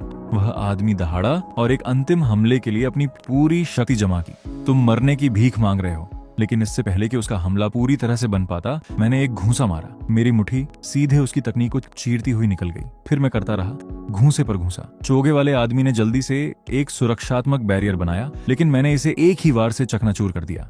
वो पीछे की ओर गिरा। मैंने उसका पीछा किया और फिर मैंने उसकी धज्जियां उड़ानी शुरू कर दी। हर घूंसा जोरदार लगा। वह आदमी चीखता रहा क्योंकि मैं उसे मारता रहा, उसे पेड़ों, चट्टानों और जमीन के पार उड़ाता रहा। इस बीच याचिंग हान मेरी बाहों से कमजोरी से देखती रही, पूरी तरह से स्तब्ध। सीनियर मेरे लिए इतनी कड़ी लड़ाई लड़ रहे हैं, लेकिन वे केवल अपने शरीर का उपयोग क्यों कर रहे हैं? वे किसी भी मंत्र या तलवार की तकनीक का उपयोग क्यों नहीं कर रहे हैं? फिर वह एक स्पष्टीकरण के साथ आई। बेशक सीनियर अपनी बॉडी टेम्परिंग तकनीक को ट्रेन कर रहे होंगे, इसलिए उन्होंने उस आदमी को पहले खुद पर हमला करने दिया। वे अपनी ट्रेनिंग के परिणामों का परीक्षण कर रहे थे, वही बात होनी चाहिए। कुछ देर बाद मैंने आखिरकार घूंसे मारना बंद कर दिया। चोगे वाला आदमी मुश्किल से जिंदा था। ईमानदारी से कहूं तो वह भयानक दिख रहा था, लेकिन यहाँ तक कि मैं इस साधना दुनिया के बारे में इतना जानता था कि एक बात समझ सकूं, अगर आप किसी दुश्मन को जाने देते हैं तो वे आमतौर पर बाद में अधिक समस्याएं पैदा करने के लिए वापस आते हैं। इसलिए मैंने सिस्टम से पूछा, क्या इस बॉडी टेम्परिंग स्किल में कोई बड़ा फिनिशिंग मूव या ऐसा कुछ है? होस्ट के लिए हेवन एंड अर्थ इंटेंट को सक्रिय किया जा रहा है। अगली बात जो मुझे पता चली, मैंने छलांग लगाई और किसी तरह मैं सीधे आसमान में चला गया। मैंने चोगे वाले आदमी की ओर नीचे देखा और उसकी ओर इशारा किया। फिर कहीं से एक काली तलवार की छाया दिखाई दी। इसने स्वर को अलग करने के लिए पर्याप्त दबाव डाला। उस आदमी को चीखने का मौका भी नहीं मिला। वह तुरंत धूल में बदल गया। फिर धुआं छुट गया और मुझे एक महत्वपूर्ण बात का एहसास हुआ। मुझे उड़ना नहीं आता था, इसलिए मैं जोर से नीचे गिरा। मैं सीधे जमीन पर वापस गिर पड़ा और याचिंग हान मेरे ऊपर आ गिरी। कुछ देर तक हम में से कोई नहीं हिला। फिर मैंने अपना हाथ बढ़ाया और उसके माथे से उलझे बालों को धीरे से हटाया। चिंगहान, मैंने कहा, मुझे लगता है कि मुझे शायद कुछ कपड़े पहन लेने चाहिए। उसका चेहरा तुरंत चमकीला लाल हो गया। वह जल्दी से मेरे ऊपर से हटी और जब उसने देखा कि मैं पूरी तरह से शर्टलेस था तो उसने अपना सिर दूसरी तरफ घुमा लिया। मैंने अजीब तरह से खांसा, अपनी स्टोरेज रिंग से कुछ साफ कपड़े निकाले और बदल ली। फिर मैं याचिंग हान के पास गया और उसे दवा का एक कटोरा दिया जो मैंने पहले तैयार किया था। क्या तुम ठीक हो? मैंने पूछा। उसने कमजोरी से अपना सिर हिलाया। सीनियर, धन्यवाद। मैंने धीरे से उसके सिर को थपथपाया। सब ठीक है, चलो घर चलते हैं। जैसे ही मैं उसे पहाड़ से नीचे ले गया, वह मेरी छाती से सटकर चुपचाप लेटी रही और उसके दिल में एक विचार धीरे धीरे आया, अगर मेरी शादी सीनियर से हो जाए तो शायद यह उतना बुरा नहीं होगा। वापस क्लिनिक में याचिंग हान एक रात के आराम के बाद जल्दी ठीक हो गई। अगली सुबह जब वह जागी तो उसने मुझे अपने बिस्तर के पास बैठे देखा। उसका चेहरा थोड़ा लाल हो गया। ये सब आपकी वजह से ही संभव हुआ है सीनियर। मैं मुस्कुराया और उसका सिर सहलाया। उसी पल शियाओ होंग शियाओबाई को गोद में उठाए हुए अंदर आई। ये दोनों क्लिनिक की देखभाल करने में मेरी मदद कर रही हैं, मैंने कहा। सच कहूं तो हाल ही में ये मेरे लिए बहुत बड़ी मददगार साबित हुई है। लेकिन तभी किसी ने मुख्य दरवाजे पर दस्तक दी। क्या यंग मास्टर लिन यहाँ है? याचिंग हान ने तुरंत वह आवाज पहचान ली। मास्टर जी, आप यहाँ क्यों हैं? उसने दरवाजा खोला और उन्हें एक सम्मानजनक प्रणाम किया। सीनियर, उसने मुझसे कहा, ये मेरे मास्टर जी हैं। उन्हें कल कुछ काम से निपटना था, इसलिए वे मेरे साथ नहीं आ सके। मास्टर जी ने मेरा ध्यान से अध्ययन किया। उन्होंने मेरी जांच करने के लिए अपनी आध्यात्मिक समझ, स्पिरिचुअल सेंस छोड़ी, लेकिन एक बार फिर उन्हें कुछ भी महसूस नहीं हुआ। कोई आध्यात्मिक ऊर्जा नहीं, कोई साधना नहीं, कुछ भी नहीं। इस आदमी के पास कोई आध्यात्मिक ऊर्जा क्यों नहीं है, उन्होंने सोचा। चिंग हान कहती है कि वह एक अथाह विशेषज्ञ है, लेकिन वह पूरी तरह से नश्वर दिखता है। फिर उनकी आंखें मेरे पीछे गईं। उन्होंने शियाओ बाई और शियाओ होंग को देखा। एक ट्रिब्यूलेशन क्षेत्र की दानव लोमड़ी थी, दूसरी के पास इससे भी अजीब आभा मंडल था, एक प्राचीन दिव्य उपस्थिति जो पौराणिक कथाओं के एक पवित्र जानवर की तरह लगती थी। मास्टर ची का शरीर अकड़ गया। उन्होंने एक शांत सांस ली। जो आदमी अपने पास इस तरह के जीवों को रखता है वह कभी भी साधारण नहीं हो सकता। उन्होंने तुरंत मेरी जांच करने की कोशिश बंद कर दी। युवा मालिक लिन, उन्होंने विनम्रता से कहा, मैंने आपके बारे में बहुत कुछ सुना है। आप बहुत दयालु हैं, मैंने जवाब दिया। कृपया अंदर आएं। हम सब लिविंग रूम में बैठ गए और मैंने मास्टर ची और या चिंग हान के लिए चाय बनाई। मास्टर ची ने एक छोटा सा घूंट लिया, फिर उनकी आंखें फैल गईं। चाय में एक अविश्वसनीय रूप से समृद्ध जीवन शक्ति थी। जिस पल यह उनके शरीर में दाखिल हुई, इसने उनके अंगों को गर्मी और शक्ति से भर दिया। उन्होंने सदमे में कप में नीचे देखा। ये फ्रॉस्ट क्रिम्सन लीफ थी। ये एक जड़ी बूटी इतनी मूल्यवान थी कि सम्राट भी इसे केवल अपने सबसे भरोसेमंद मंत्रियों को देते थे। मास्टर ची ने इसे पहले एक बार देखा था, बस एक छोटी सी पत्ती, लेकिन इस चाय की पत्तियां उनकी देखी हुई किसी भी चीज से बहुत बेहतर थीं। युवा मालिक लिन इतनी सहजता से फ्रॉस्ट क्रिम्सन पत्तियों से चाय बना रहे थे। क्या हुआ, मैंने पूछा। क्या चाय आपको पसंद नहीं आई? नहीं नहीं, मास्टर जी ने जल्दी से कहा, ये उत्कृष्ट है, सच में उत्कृष्ट। अच्छा है, मैंने कहा, मेरे पास इसकी प्रचुरता है। अगर आपको ये पसंद है तो कुछ घर ले जाएं। मैंने एक छोटा सा लकड़ी का डिब्बा निकाला और उन्हें दे दिया। मास्टर ची ने कांपते हाथों से इसे स्वीकार किया। जब उन्होंने डिब्बा खोला तो वे लगभग इसे गिरा ही बैठे। ये फ्रॉस्ट क्रिम्सन पत्तियों से भरा हुआ था और हर एक पत्ती बेहद उच्च गुणवत्ता की थी। वे इतने हैरान थे कि कुछ बोल नहीं सके। इस तरह का खजाना, और युवा मालिक लिन इसे ऐसे ही दे रहे हैं। जो वे नहीं जानते थे वह ये था कि मेरे लिए ये पत्तियां सिस्टम के दैनिक उपहार पैक से मिला बेकार कचरा थीं। मेरे पास उनके लिए एक बहुत ही सरल नाम भी था, लाल चाय की पत्तियां। या चिंग हान ने अपने मास्टर के स्तब्ध भाव को देखा और मन ही मन चुपचाप मुस्कुराई। वह जानती थी कि ऐसा ही होगा। फिर या चिंग हान ने एक तलवार निकाली और उसे दोनों हाथों से आगे बढ़ाया।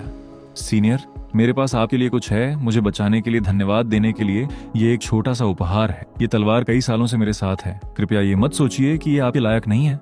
मैंने तलवार स्वीकार की और उसे देखा। ये ठीक लग रही थी, कुछ आश्चर्यजनक नहीं, लेकिन यह स्पष्ट रूप से उसके लिए महत्वपूर्ण थी। तुम मुझे अपनी तलवार दे रही हो? मैंने कहा, तो फिर मुझे तुम्हें बदले में कुछ देना चाहिए। मैं पिछले आंगन में गया। वहां एक छोटा सा कमरा था जो उन हथियारों से भरा था जिन्हें मैंने सिस्टम के ब्लैकस्मिथिंग कौशल का उपयोग करके सालों से बनाया था। चारों ओर देखने के बाद मैंने एक सुंदर तलवार चुनी। ये मेरे सबसे अच्छे मोहरों में से एक नहीं थी, लेकिन ये अच्छी लग रही थी और मुझे लगा कि उपहार के लिए यह अधिक महत्वपूर्ण था। चिंग हान, मैंने उसे सौंपते हुए कहा, मैंने ये तलवार कुछ साल पहले बनाई थी। गुणवत्ता काफी औसत है, लेकिन ये ठीक ठाक दिखती है। तुम इसे ले सकती हो। जिस पल या चिंग हान ने तलवार को छुआ, उसके चेहरे का भाव बदल गया। एक शक्तिशाली आध्यात्मिक दबाव उसकी ओर बढ़ा। तलवार में एक तलवार की आत्मा, सोर्ड स्पिरिट थी, और वह पहले से ही खुशी से उसके हाथ के चारों ओर चक्कर लगा रही थी, जैसे कि उसने उसे अपने नए मालिक के रूप में चुन लिया हो। यह तलवार हेवन ग्रेड से बहुत आगे की थी। ये एक सेंट ग्रेड दिव्य हथियार था। मास्टर ची ने भी इसे देखा। उनका पूरा शरीर सख्त हो गया। इस आदमी के स्टोरेज रूम में सिर्फ सेंट ग्रेड दिव्य हथियार रखे हैं। आखिर ये युवा मालिक लिन कौन है? सीनियर, या चिंग हान की आवाज कांप गई। ये बहुत मूल्यवान है। ये सिर्फ एक उपहार है, मैंने कहा, इसकी चिंता मत करो। उसने एक गहरी सांस ली और मुझे एक गंभीर प्रणाम किया। मैं इस दयालुता को कभी नहीं भूलूंगी। तुम्हें वास्तव में इतना औपचारिक होने की आवश्यकता नहीं है, मैंने कहा। कृपया उठो। लेकिन मास्टर ची अब पूरी तरह से आश्वस्त हो चुके थे। यह आदमी निश्चित रूप से एक छिपा हुआ प्राचीन विशेषज्ञ था। कोई व्यक्ति जो आसानी से सेंट ग्रेड दिव्य हथियार बांटता था और उन्हें औसत कहता था, वह केवल उन भयानक पुराने राक्षसों में से एक हो सकता था जो अनगिनत वर्षों से जीवित थे। मास्टर ची के जाने के बाद मुझे अचानक कुछ ढालने फौज का मन हुआ। या चिंग हान को तलवार कितनी पसंद आई, ये देखकर मुझे याद आया कि मैंने काफी समय से कुछ नहीं बनाया था। इसलिए मैं आंगन में गया, टॉप ग्रेड क्लाउड आयरन का एक टुकड़ा निकाला और उसे भट्टी में फेंक दिया। फिर मैंने अपना फोर्जिंग हथौड़ा उठाया। क्लांग क्लांग क्लांग, चिंगारियां हर तरफ उड़ी। कुछ देर बाद आवाज बंद हो गई। मैंने एक नया बना हुआ तलवार का पेंडेंट उठाया और मुस्कुराया। बुरा नहीं है, लगता है कि मैंने अपना हुनर नहीं खोया है। या चिंग हान ने इसे पूरी तरह से सदमे में घूरा। एक जन्मजात तलवार की आत्मा की शुरुआत के साथ एक तलवार पेंडेंट, और ये पहले ही सेंट ग्रेड गुणवत्ता तक पहुंच चुका था। सीनियर उच्च श्रेणी के दिव्य हथियार भी ढाल सकते हैं। उसका दिमाग काम करना बंद कर रहा था। फिर जब वह अभी भी जो उसने देखा था उसे समझने की कोशिश कर रही थी, हमारे पीछे से एक आवाज आई, बहुत समय हो गया भाई लिन। या चिंग हान जल्दी से मुड़ी। एक अधेड़ उम्र का आदमी वहां खड़ा था। उसने उसे आते हुए बिल्कुल भी महसूस नहीं किया था। कोई भी व्यक्ति जो उसके ध्यान दिए बिना इतना करीब आ सकता था, उसे उससे बहुत मजबूत होना पड़ता। उस आदमी की उपस्थिति शांत, अलौकिक और आंखें गहरी, स्थिर थीं। मैं मुड़ा और मुस्कुराया। भाई सिमा, यहाँ कैसे आना हुआ? वो आदमी सिमा चियान था, हेवनली फायर्स एंड जनरल। सालों पहले वो ये सुनकर चिंग्युन शहर आया था कि यहाँ एक प्रतिभाशाली लोहार है। वह मुझे चुनौती देने आया था और लगातार 4 बार हार गया था। उसके बाद उसने पूरी तरह से स्वीकार कर लिया कि मैं उससे बेहतर था। क्या आपने सालों में कोई प्रगति की है? मैंने पूछा। कुछ, सिमा ने कहा, लेकिन मैं अभी भी आपके स्तर के आसपास भी नहीं हूँ। आपको अभी ढालते हुए देखकर मैं बता सका हूँ कि आपके कौशल में और भी सुधार हुआ है। जीतना और हारना उतना महत्वपूर्ण नहीं है, मैंने उससे कहा। यदि आप पुरानी हारों पर ध्यान देते रहेंगे तो ये आपको पीछे खींच कर रखेगा। सिमा रुका, फिर उसने सांस छोड़ी। यही बात मुझे सुनने की जरूरत थी। या चिंग हान पास ही खड़ी स्तब्ध रह गई। ये दोनों पुराने दोस्तों की तरह बात कर रहे थे। कुछ देर बातें करने के बाद सिमा चियान जाने के लिए तैयार हुआ, लेकिन जाने से पहले उसने मुझे एक चेतावनी दी। भैलिन, चिंग्युन शहर और खराब होने वाला है। यहाँ रहना सुरक्षित नहीं है। यदि आप जाने की सोच रहे हैं तो आपको व्हाइट एम्परर सिटी पर विचार करना चाहिए। ये सीधे जालान शाही परिवार के नियंत्रण में है, इसलिए यह ज्यादातर जगहों से अधिक स्थिर है। मैंने सिर हिलाया। सलाह के लिए धन्यवाद। एक बार जब वह चला गया तो मैं शियाओ होंग की तरफ मुड़ा। पैकिंग शुरू करो, हम शिफ्ट हो रहे हैं। शियाओ होंग ने आज्ञाकारिता से सिर हिलाया। ठीक है युवा मालिक। या चिंग हान भी जाने के लिए तैयार हो गई। उसे छोड़ने के बाद मैं कुछ चीजों को व्यवस्थित करने के लिए वापस अंदर गया। पुराने कचरे के ढेर को टटोलते हुए मुझे मेडिकल एसेंशियल नाम की एक घिसी पिटी किताब मिली। सालों पहले मेरा मेडिकल स्किल अपने अधिकतम स्तर पर पहुंचने के बाद सिस्टम ने मुझे इसे इनाम में दिया था, लेकिन मैंने पूरी चीज को बहुत पहले ही याद कर लिया था। मैं इसे देखकर थक गया था और यह जगह घेर रही थी। जो भी हो, मैं बस इसे बाहर फेंक दूंगा। मैंने किताब को लापरवाही से मेज पर फेंक दिया। एक पल बाद शियाओ बाई कमरे में भागी। जैसे ही उसने किताब देखी, उसकी चमकदार आंखें चमक उठी। उत्सुक होकर उसने अपने एक छोटे से पंजे से इसे खोलने की कोशिश की। फिर वह कमरे के आर पार उड़ गई। शियाओ बाई दीवार से इतनी जोर से टकराई कि उसने उसमें लोमड़ी के आकार का गड्ढा छोड़ दिया। जब मैंने आवाज सुनी और आया तो मैंने बस दीवार को घूरा और सांस छोड़ी। ये छोटी उपद्रवी। अगली सुबह या चिंग हान एक अन्य युवती के साथ क्लिनिक आई। वह करीब 18 या 19 साल की लग रही थी। उसकी विशेषताएं तीखी और सुंदर थीं। उसकी त्वचा बर्फ जैसी पीली थी और उसकी आंखों में एक ठंडी अभिमानी नजर थी। उसने बादलों के पैटर्न के साथ खड़ी हुई एक लंबी नीली पोशाक पहनी हुई थी। स्थिर खड़े होने पर भी वह खुद को एक संत सेंटेस की तरह संभालती थी। उसका नाम यू चांग युन था। वह जालान चिंग्युन संप्रदाय की संत थी और द्वितीय स्तर की वॉइड रिफाइनमेंट क्षेत्र की साधक थी। जैसे ही उसने मुझे देखा, उसने सम्मान पूर्वक प्रणाम किया। सीनियर, मैंने आंखें टिमटिमाई। लो फिर शुरू हो गया। हर साधक मुझे सीनियर क्यों कहता रहता था? मिस यू, आप मुझे बस युवा मालिकलिन कह सकती हैं, मैंने कहा। क्या हम एक दूसरे को जानते हैं? यू चांग युन ने सम्मान पूर्वक जवाब दिया। मैंने चिंग हान से आपके बारे में सुना। मैं विशेष रूप से आपसे मिलने यहाँ आई हूँ। मैंने या चिंग हान की ओर देखा। उसका चेहरा थोड़ा लाल हो गया। सीनियर, वह चिंग्युन संप्रदाय से मेरी सीनियर बहन है। जब उसने सुना कि आपने मेरा रिजल्ट ठीक कर दिया है तो उसने आपसे मिलने की जिद की। खैर, अब आप यहाँ हैं, मैंने कहा। अंदर आइए और बैठिए। हम लिविंग रूम में बैठ गए। यू चांग युन ने चुपचाप मेरा अध्ययन किया और अपनी आध्यात्मिक समझ भेजी। बाकी लोगों की तरह वह मेरे शरीर में किसी भी आध्यात्मिक ऊर्जा को महसूस नहीं कर सकी, लेकिन इसका कोई मतलब नहीं बनता था। या चिंग हान के अंदर का 9-in-100 पॉइजन इतना घातक था कि साम्राज्य के सबसे महान चिकित्सक भी इसे ठीक नहीं कर सके। अगर मैं सच में सिर्फ एक नश्वर होता तो मैं उसे कैसे ठीक कर सकता था? तभी यू चांग युन ने पास ही बैठी शियाओ बाई और शियाओ होंग को देखा। उन दोनों से हल्का लेकिन भयानक दबाव निकल रहा था। उसने तुरंत इसके बारे में बहुत गहराई से सोचना बंद कर दिया। युवा मालिक लिन, उसने सावधानी से कहा, मेरा एक अनुरोध है, आगे बोलिए। मैंने सुना है कि आपका चिकित्सा कौशल असाधारण है। क्या आप कीमिया, एल्केमी में मेरे साथ एक दोस्ताना प्रतियोगिता करने के लिए तैयार होंगे? मैं रुका। गोलियां, पिल्स बनाने की प्रतियोगिता? जरूर, क्यों नहीं। यू चांग युन गुप्त रूप से उत्साहित थी। चिंगयुन संप्रदाय की संत के रूप में वह आसपास के सबसे अच्छे युवा कीमियागरों में से एक थी। नियम सरल थे। हम दोनों एक हीलिंग पिल बनाएंगे और विजेता का फैसला 3 बातों पर किया जाएगा: गुणवत्ता, प्रभावशीलता और गति। यू चांग युन ने चिंग युन डिवाइन फर्नेस निकाला। ये एक शक्तिशाली वॉइड रिफाइनमेंट ग्रेड का खजाना था। उसकी सामग्रियां उच्च श्रेणी की आध्यात्मिक जड़ी बूटियां थीं, जिन्हें उसके सामने ध्यान से व्यवस्थित किया गया था। वह पूरी तरह से आश्वस्त दिख रही थी। इस बीच मैंने एक पुरानी टूटी फूटी लोहे की भट्टी निकाली। यू चांग युन ने उसे घूरा। उसकी भौहें तन गईं। क्या ये इसका पिल फर्नेस है? ये किसी सड़क किनारे सूप पकाने वाले जैसा दिखता था। लेकिन या चिंगहान बेहतर जानती थी, इस आदमी के आसपास की कोई भी चीज साधारण नहीं थी। उसे पहले से ही यकीन था कि उसकी सीनियर बहन हारने वाली थी। यू चांग युन गंभीर हो गई और उसने एक हैंड सील बनाई। चिंग युन डिवाइन फर्नेस से नीली लपटें उठी। एक एक करके उसने जड़ी बूटियों को अंदर रखा। उसके माथे पर धीरे धीरे पसीना आ गया क्योंकि उसने तापमान को ध्यान से नियंत्रित किया। दूसरी ओर मैंने बस अपनी छोटी सी भट्टी में जड़ी बूटियां फेंक दी। कोई विशेष हलचल नहीं, कोई फैंसी तकनीक नहीं। मैं मूल रूप से इसे स्टू के एक बड़े बर्तन की तरह पका रहा था। शियाओ होंग मेरे पास खड़ी थी और मुझे सामग्री दे रही थी। कभी कभी वो मुझे गलत जड़ी बूटी थमा देती थी, लेकिन मुझे वास्तव में कोई फर्क नहीं पड़ता था। सब ठीक है, मैंने कहा, अपना समय लो, कोई जल्दबाजी नहीं है। यू चांग युन ने अपनी आंख के कोने से मुझे देखा। वो प्रभावित नहीं हुई। ये किस तरह की कीमिया, एल्केमी है? वो बस सब कुछ एक बर्तन में फेंक रहा है। लेकिन 15 मिनट से भी कम समय बाद मैंने आग बंद कर दी। फिर मैंने एक काली गोली पिलगी निकाली। शियाओबाई उत्सुक नजर से करीब आई। युवा मालिक, क्या वो सच में एक गोली है? ये इतनी काली क्यों है? रंग उतना बढ़िया नहीं है, मैंने स्वीकार किया, लेकिन काम चल जाएगा। यू चांग युन ने मुझे सफाई करते देखा और उलझन में लग रही थी। युवा मालिक लिन, क्या आप हार मान रहे हैं? मैंने उसे देखा। किस बात पर हार मानना? प्रतियोगिता। मेरा तो काम खत्म हो गया। यू चांग युन ने मेरे हाथ में काली गोली को घूरा। वह लगभग हंस पड़ी। वह कोई गोली नहीं थी, वो जली हुई दवा के एक असफल बैच जैसी दिखती थी। 1 घंटे बाद यू चांग युन ने आखिरकार अपनी गोली पूरी की। चिंग युन डिवाइन फर्नेस से एक चमकती हुई हरी गोली बाहर तैरी। ये क्रिस्टल जैसी साफ थी, सुरुचिपूर्ण पिल पैटर्नों से ढकी हुई थी और कमरे को ताजी औषधीय सुगंध से भर देती थी।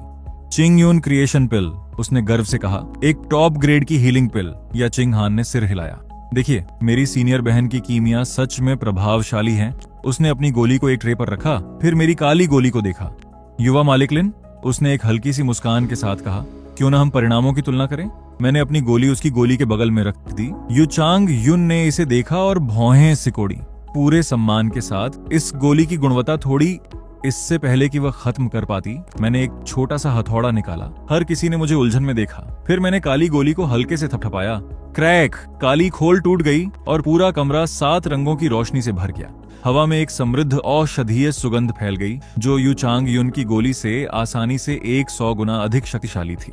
हवा में तैरती हुई मुट्ठी के आकार की एक गोली थी। रहस्यमयी पैटर्न इसकी सतह पर घूम रहे थे, जबकि ड्रैगन और फीनिक्स की छायाएं इसके चारों ओर चक्कर लगा रही थीं। यू चांग युन की आंखें फैल गईं। ये एक सुप्रीम ग्रेड पिल है। फिर उसने अपना सिर हिलाया। नहीं, ये सुप्रीम ग्रेड से भी परे है।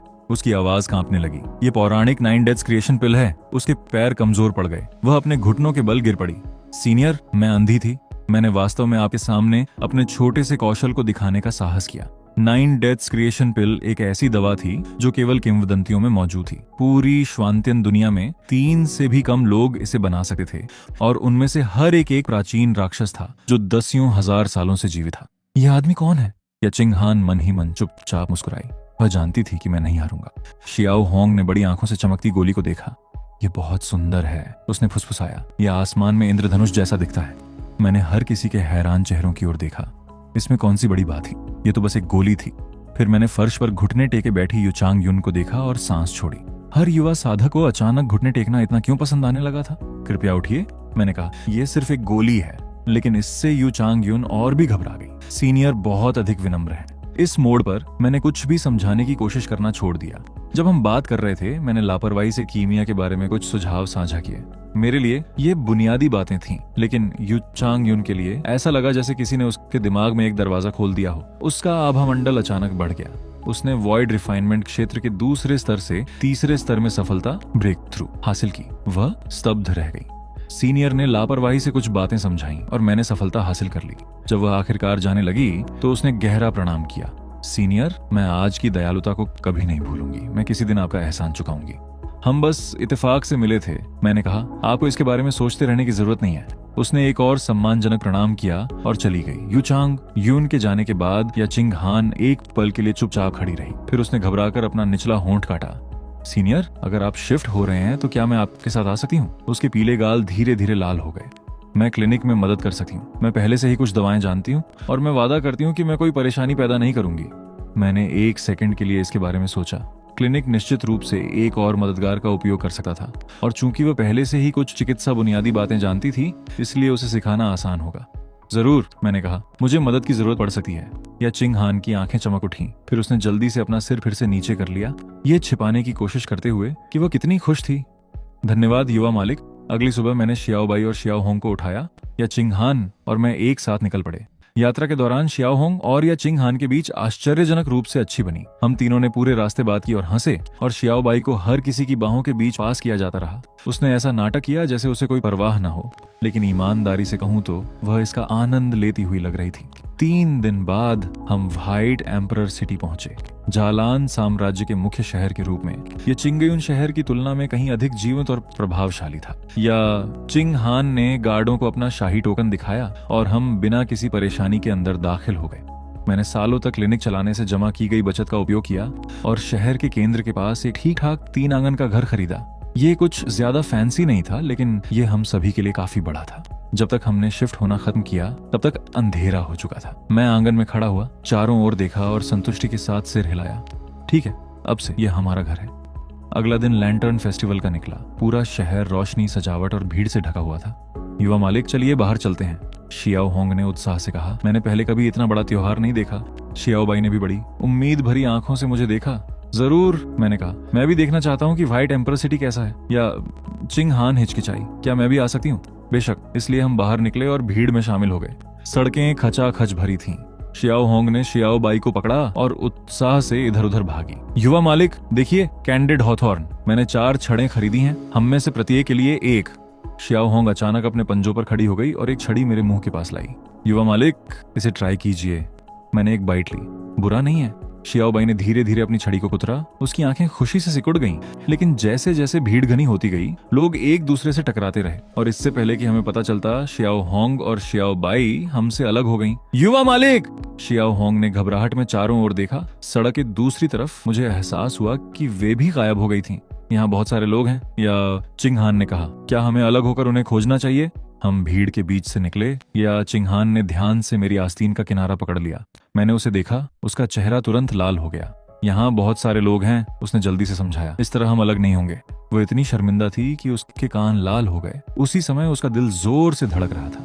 मैंने युवा मालिक की आस्तीन पकड़ी हुई है। उनका हाथ इतना गर्म महसूस होता है, ठीक उसी तरह जब वे मुझे उस दिन उठाकर ले गए थे। अचानक हमारे आगे आसमान में लपटें उठी। आग! भागो! भीड़ में तुरंत भगदड़ मच गई। लोग हर दिशा में भागे।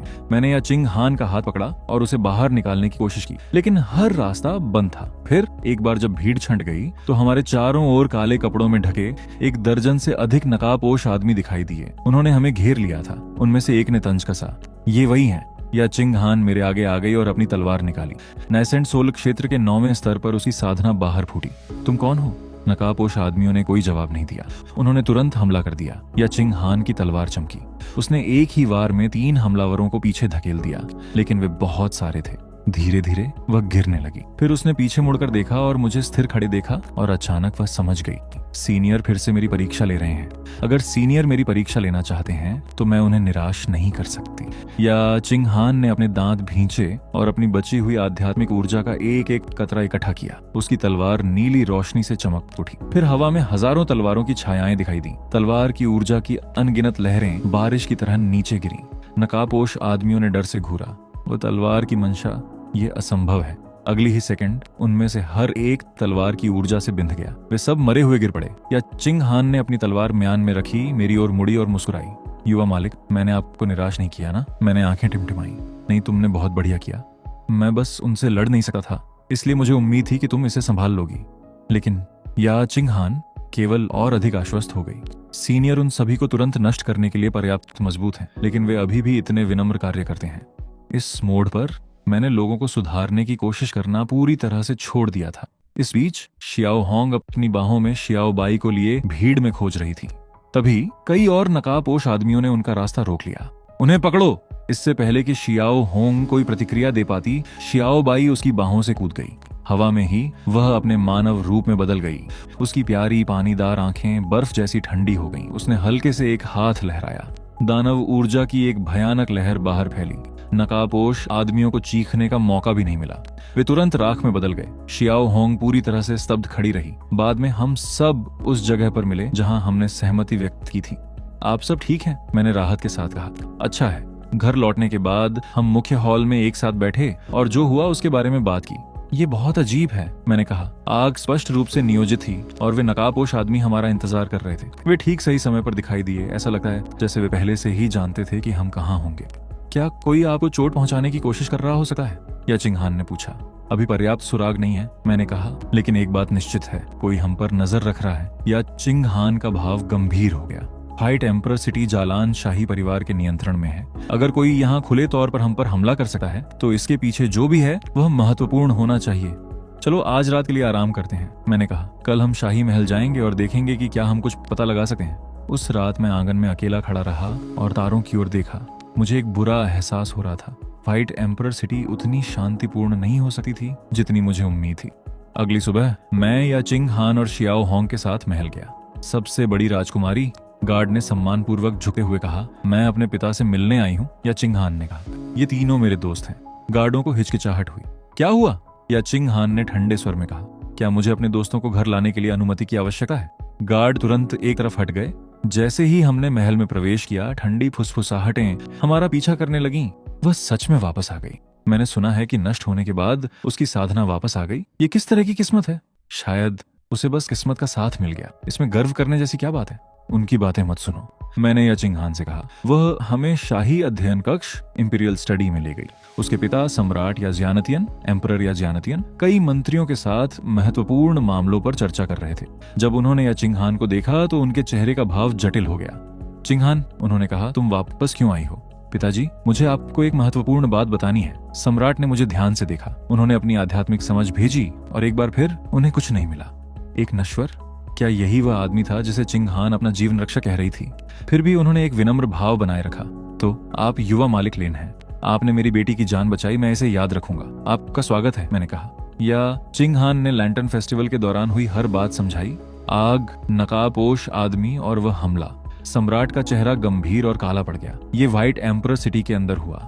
वे बेहद क्रोधित लग रहे थे। सार्वजनिक रूप से शाही परिवार के किसी सदस्य पर हमला करना जालान शाही घराने को सीधी चुनौती देना है। इसकी तुरंत जांच की जानी चाहिए। उन्होंने एक पल के लिए सोचा, फिर मेरी ओर देखा। युवा मालिक लिन, आपका क्या विचार है? हमलावर स्पष्ट रूप से पूरी तैयारी के साथ आए थे, मैंने कहा, और वे हमारी गतिविधियों के बारे में बहुत अच्छी तरह जानते थे। मुझे संदेह है कि किसी ने महल के अंदर से जानकारी ली की होगी। सम्राट ने अपनी आंखें सिकोड़ी। आपको लगता है कि शाही परिवार में कोई गद्दार है? ये केवल एक अनुमान है, मैंने कहा। कल रात सड़कों पर भीड़ थी, इसलिए यह एक इत्तेफाक भी हो सकता है, लेकिन इसकी जांच करना फायदेमंद रहेगा। मैं इसकी गहराई से जांच करूंगा। लेकिन तभी अध्ययन कक्ष के बाहर से किसी ने ठंडी हंसी हंसी। एक नश्वर को लगता है कि उसे शाही परिवार को यह बताने का अधिकार है कि क्या करना है। हर कोई दरवाजे की ओर मुड़ा। 20 की उम्र का एक युवक अंदर आया। वह सुंदर था और बेहतरीन कपड़ों में सजा हुआ था, लेकिन उसका भाव अहंकारी था और उसकी आंखों में एक दुष्टता भरी नजर थी। वह जालान का दूसरा राजकुमार या चेन था। या चेन, अपनी तमीज याद रखो, सम्राट या ज़्यानतियन ने कहा। या चेन ने एक ठंडी हुंकार भरी और मुझे ऊपर से नीचे तक देखा। पिताजी, मैं केवल सच बोल रहा हूँ। ये केवल एक नश्वर है। ये यहाँ खड़े होकर ऐसे व्यवहार क्यों कर रहा है जैसे इसे शाही मामलों की समझ हो? या चेन, या चिंगहान ने तीखे स्वर में कहा। युवा मालिक लिन मेरे जीवन रक्षक हैं। जीवन रक्षक? या चेन हंसा। एक नश्वर ने तुम्हारी जान बचाई बहन। क्या तुम्हें किसी ने बेवकूफ बनाया है? तुम बहुत चिड़चिड़े हो, शियाओ होंग ने खुद को न रोक पाते हुए कहा। युवा मालिक लिन झूठ नहीं बोल रहे हैं। तुम जैसी नौकरानी को लगता है कि तुम मेरे सामने बोल सकती हो। या चेन झपटा। तुम बहुत हो गया, सम्राट या ज़्यानतियन ने ठंडे स्वर में कहा। या चेन, यहाँ से जाओ। या चेन ने अपनी जीप पटपटाई और जाने के लिए मुड़ा, लेकिन जाने से पहले उसने पीछे मुड़कर मुझे देखा। उसकी आंखों में एक गहरा नफरत भरा भाव था। एक महज हाँ, तो गैस, यही से वीडियो को और करते हैं, मतलब एंड करते हैं। कभी कभी बोलने में गलती हो जाता है गाइस। इसका अगला एपिसोड आएगा तो मैं अपलोड कर दूंगा, लेकिन लाइक एंड सब्सक्राइब कर देना और एक हाइप कर देना।